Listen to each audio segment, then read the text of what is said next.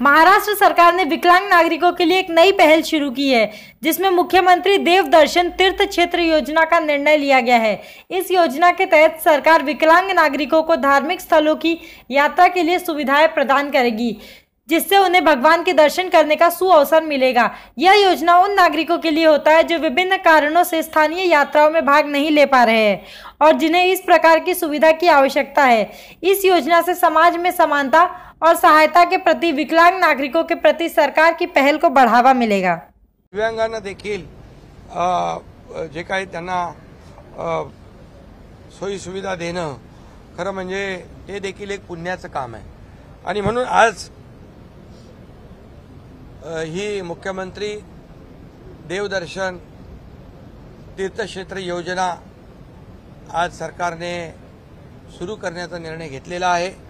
यामध्ये एक धोरण ठरवलं जाईल, त्यांचे ऑनलाईन अर्ज घेतले जातील आणि बाय रोटेशन दरवर्षी एक अमुक एक आकडा 5-10 हजार जे काही ज्येष्ठ नागरिक असतील त्यांना आपण शासनाच्या माध्यमातून हे तीर्थयात्रा त्यांची कशी सुकर होईल आणि त्यांना देवदर्शनाचा लाभ मिळेल।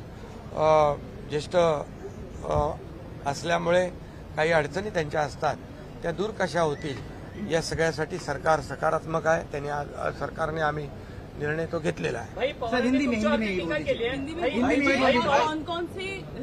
नहीं, ये सब उसमें जैसे देखो हज यात्रा में जाते लोग वैसे जैसे हिंदू है, क्रिश्चियन है, बौद्ध है और जैन है, ईसाई लोग हैं, ये सब है, सिख लोग हैं और इनके जो तीर्थ क्षेत्र है जहाँ जहाँ उनको जाना है ज्येष्ठ नागरिकों को जो उनको सभी को कैपेसिटी नहीं होती है जाने की, आर्थिक जो उनकी अड़चन है इसके वजह से तो सरकार निश्चित रूप से इस मुख्यमंत्री तीर्थ दर्शन योजना को शुरू करेगी और हमारे ऐसे ज्येष्ठ लोग हैं उनकी यात्रा सुकर कराएगी। पवारांनी तुमच्यावरती टीका केली आहे की बुलडोझरने आता तुम्ही जी पबवरती जी कारवाई करताय ते उशिरा सुचलेलं शहाणपणे असं त्यांचं म्हणणं आहे आणि बजेटमध्ये शब्दांचा फुलोरा म्हटलेला। हे बघा, पवार साहेब खूप ज्येष्ठ नेते आहेत आणि पब आणि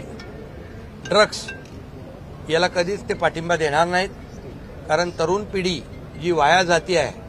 आज पुण्यामध्ये आपण जे काही पाहिलं तिथून सुरुवात झाली आणि फक्त पुणे नाही, ठाणे नाही, मुंबई नाही, नाशिक नाही तर संपूर्ण राज्यभरामध्ये ड्रगची जिथे जिथे विक्री होते, ड्रगमुळे तरुण त्यांचं आयुष्य बर्बाद होतं, त्यांचा परिवार चिंतित होतो। ती मुलं जी आहेत ते आमच्या मुलांसारखीच आहेत। त्यामुळे सरकार ड्रग विकणाऱ्यांवर, ड्रग ठेवणाऱ्यांवर कठोर कारवाई करण्याची सुरुवात सरकारने केलेली आहे। त्यांची पाळंमुळं खोदून नष्ट करण्याची कारवाई सुरू केलेली आहे। शाळा कॉलेजच्या आजूबाजूला असलेल्या टपऱ्या असतील, दुकानं असतील, हॉटेल असतील, हे सगळं बुलडोझरने उकडून टाकण्याच्या सूचना मी दिलेल्या आहेत आणि जोपर्यंत पूर्ण ड्रग मुक्त महाराष्ट्र होत नाही तोपर्यंत ही कारवाई सुरू राहील, एवढंच मी या प्रसंगी आपल्याला सांगतो। आणि दुसरी गोष्ट कालचा अर्थसंकल्प जो आहे या अर्थसंकल्पामध्ये आम्ही सर्व तरतूद केलेली आहे। पवार साहेब तर ते अनुभवी नेते आहेत, कारण सरकार कुठली योजना करताना त्याची तजवीज करत असते। आज तर मुख्यमंत्री लाडकी बहीण योजनेचा GR काढला आम्ही आणि GR सभागृहात दिला विरोधी पक्षनेत्यांकडे। त्यामुळे हे सर्व GR निघतील, त्यांच्या खात्यामध्ये डीबीटीने पैसे जातील थेट अकाउंटमध्ये।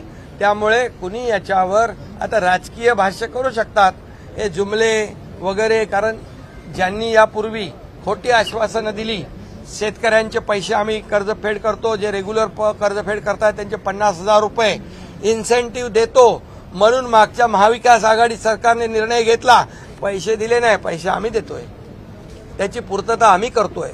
त्यामुळे जे आम्ही बोललेलो आहे ते सर्व करणार। सर्वसामान्य माणूस, शेतकरी, कष्टकरी, वारकरी, महिला भगिनी, युवा, सुशिक्षित, बेरोजगार ज्येष्ठ सगळ्यांना त्याच्यात इन्व्हॉल्व केलेलं आहे आणि मी कालच म्हटलेलं आहे हे सर्वसामान्यांचं सरकार आहे आणि हे बजेट देखील हे सर्वसामान्यांच्या हितासाठी आम्ही केलेलं आहे. ज्याचं उद्घाटन केलं त्याच्यामध्ये फक्त पांडुरंगाची मूर्ती आहे म्हणून जितेंद्र आव्हाड तुमच्यावर आरोप करतायत की तुम्ही पांडुरंग आणि रुक्मिणीला वेगवेगळं करून टाका. अरे आता त्याच्यावर काय बोलायचं त्यांना पांडुरंग आणि तिकडची माहिती काढावी पहिली. तीर्थयात्रा में हज भी शामिल होगा? वो तो पहले से